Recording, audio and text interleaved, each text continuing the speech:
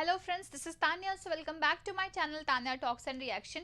तो फिर मैं हाजिर एक नए वीडियो के साथ, और आज की वीडियो का टाइटल है BBC to shut down Hindi radio, UK के पास अब पैसा नहीं है। ये वर्ल्ड अफेयर्स की वीडियो है। वीडियो का जो ओरिजिनल लिंक मैं डिस्क्रिप्शन बॉक्स में डाल दूंगी, आप वहां जाके ओरिजिनल चैनल को भी सपोर्ट करिए फ्रेंड्स। और हाँ फ्रेंड्स, अगर आपको मेरी वीडियोस भी अच्छी लगती है तो please please please like my video, subscribe my channel and share with your friends and family. तो चलिए फ्रेंड्स, इस कंप्लीट वीडियो को देखते हैं। वीडियो देखने के बाद बातें करेंगे। So let's start watching the video, then we will talk about it.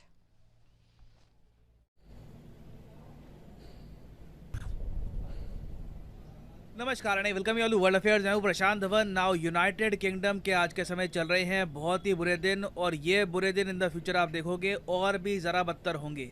Recently report सामने आई है कि बीबीसी ने हिंदी समेत उर्दू, वेरियस और लैंग्वेजेस के रेडियो जो फॉर्मेट के शोज थे ये बंद कर दिए ऑल टुगेदर। और हो सकता है कि भविष्य में बीबीसी पैसे की वजह से अपने और वेरियस जो दुनिया भर में इनके ऑपरेशंस हैं उनको भी शट डाउन करे। क्योंकि इशू ये है कि यूके का जो अभी करंट इकोनॉमिक प्लान है इट इज नट्स, बिल्कुल सेंसलेस प्लान है। और यूके के ही काफ़ी बड़े बैंकर्स, इकोनॉमिस्ट ओपनली कह रहे हैं कि बहुत ही जल्द हो सकता है कि यूके को बैंकरप्सी भी फेस करनी पड़े, क्योंकि इनकी करेंसी फॉल कर रही है, इनके पास विदेशी मुद्रा भंडार जरा बचा है नहीं, और जो करंट इकोनॉमिक क्राइसिस है उसको यूके की सरकार प्रॉपरली हैंडल नहीं कर पा रही। ऋषि सुनाक की जो सारी वार्निंग्स थी ये इग्नोर कर दी गई, और अब लग रहा है कि लिज ट्रस के दौर में यूके की अर्थव्यवस्था को बहुत ज़्यादा नुकसान होगा, और इसका इम्पैक्ट आपको हर जगह दिखेगा।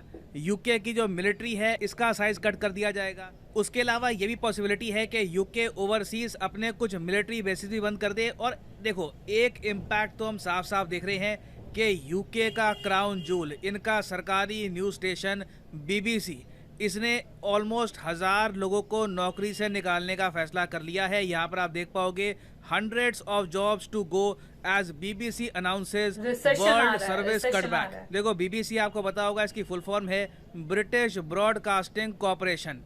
ये दुनिया का सबसे पुराना नेशनल ब्रॉडकास्टर है। नेशनल ब्रॉडकास्टर मतलब कि बीबीसी बिलोंग करता है यूके की सरकार को, एक्चुअली मोर प्रिसाइसली यूके की रॉयल फैमिली को ये डायरेक्टली बिलोंग करता है। और ओवर द ईयर्स बीबीसी पे बहुत आरोप लगे हैं कि ये वर्ल्ड स्टेज पर यूके को डिफेंड करने की कोशिश करते हैं, और यूके की जो रॉयल फैमिली है उसको बड़ा चढ़ा के दिखाते हैं। फॉर एग्जांपल, रिसेंटली जो क्वीन ऑफ इंग्लैंड की डेथ हुई थी उसमें बीबीसी पे आरोप लगा कि ये बहुत ज़्यादा मोनार्की बायस दिखा रहे हैं। और इंडिया में भी आपने देखा होगा, हमारे खुद के बहुत सारे न्यूज़ चैनल्स ये कह चुके हैं कि बीबीसी का एक एंटी इंडिया एंगल भी है। काफ़ी बार ये जम्मू कश्मीर को ऐसे कवर करते हैं जिससे इंडिया की इमेज को ग्लोबली नुकसान पहुंचे, और पावर्टी वगैरह इंडिया की ज़्यादा दिखाएंगे। तो काफ़ी आलोचना हो चुकी है बीबीसी की ओवर द ईयर्स। और खैर, हम लोग डेमोक्रेसी है, ओपन कंट्री है, तो बीबीसी यहाँ पर ये सब कर लेता है। चाइना ने बीबीसी की एक नहीं सुनी।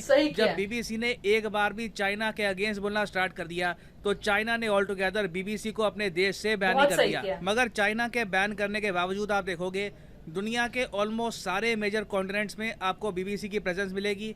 इनके टोटल 20,000 से ऊपर कर्मचारी है। ये लैटिन अमेरिका में, यूरोप में, नॉर्थ अमेरिका में हर जगह बीबीसी आपको मिलेगा। और ये एक बहुत ही इम्पॉर्टेंट साधन है यूके की सॉफ्ट पावर का। सॉफ्ट पावर का मतलब क्या होता है? देखिए, अगर आपको किसी से कुछ काम करवाना है मगर आप मिलिट्री का यूज़ नहीं करना चाहते, आप अपने इन्फ्लुएंस से अपना काम निकलवाना चाहते हो, तो वहाँ पे आप कहोगे कि सॉफ्ट पावर का यूज़ किया जा रहा है। और दुनिया भर के जो मेन सॉफ्ट पावर के इंडेक्स आप अगर देख लो, सबसे इंपॉर्टेंट तो लोग कहते हैं कि ब्रांड फाइनेंस का होता है।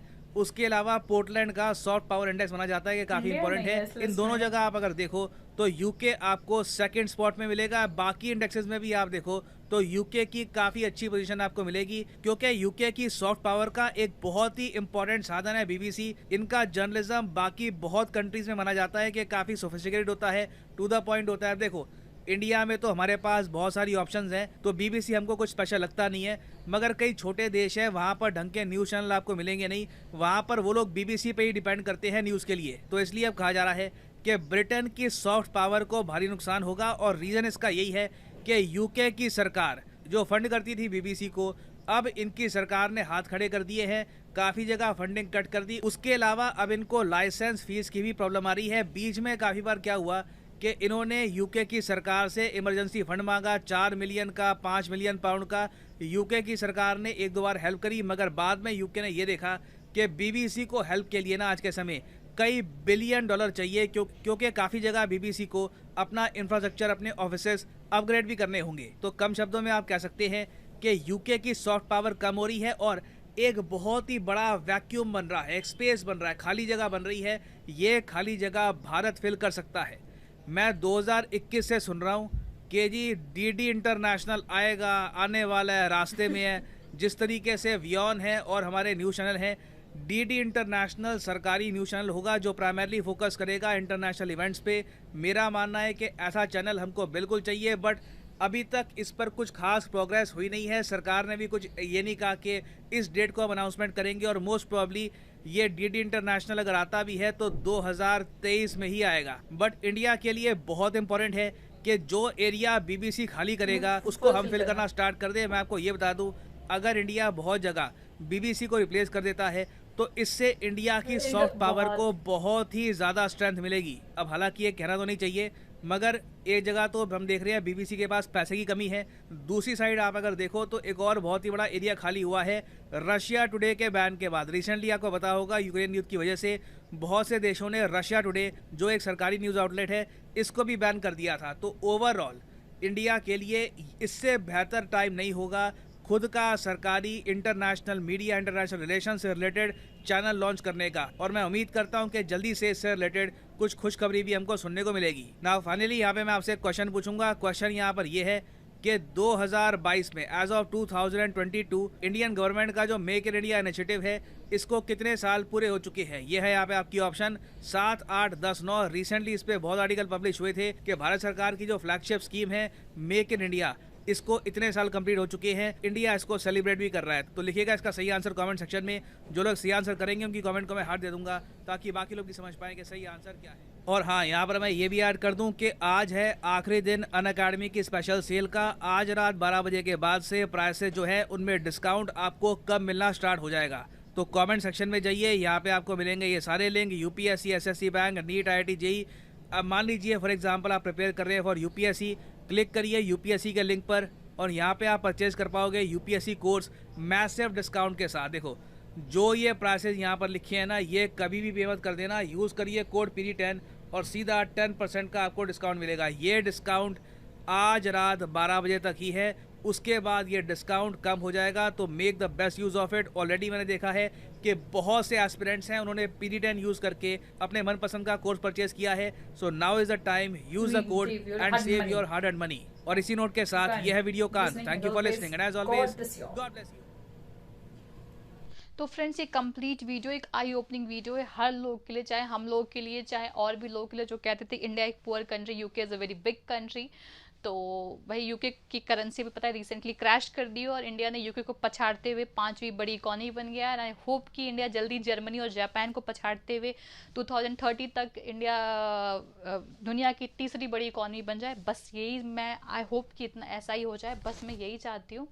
और मैं आपको एक बात बताती हूँ कि मतलब जिस तरह से आपसे इंडिया प्रोग्रेस कर रहा है, आई होप कि हम चीज़ें ऐसी स्टेबल रखें।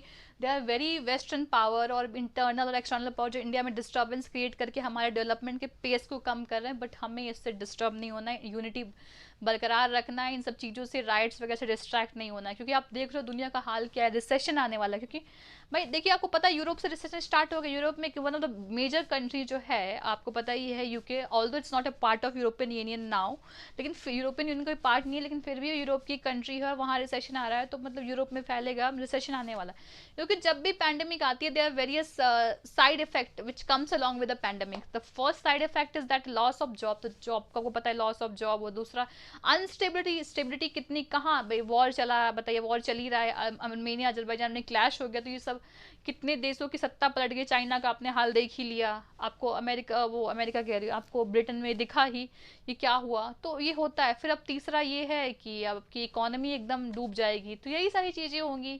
फिर मतलब प्रॉपर इन्फ्लेशन बढ़ेगा, तो सब चीज़ें होंगी। फिर इंडिया ने एनी हाउ कैसे भी इन्फ्लेशन को मैनेज किया। और जो लोग कहते हैं ना महंगाई बढ़ी है, महंगाई, पूरी दुनिया में जाके देखो क्या हाल है।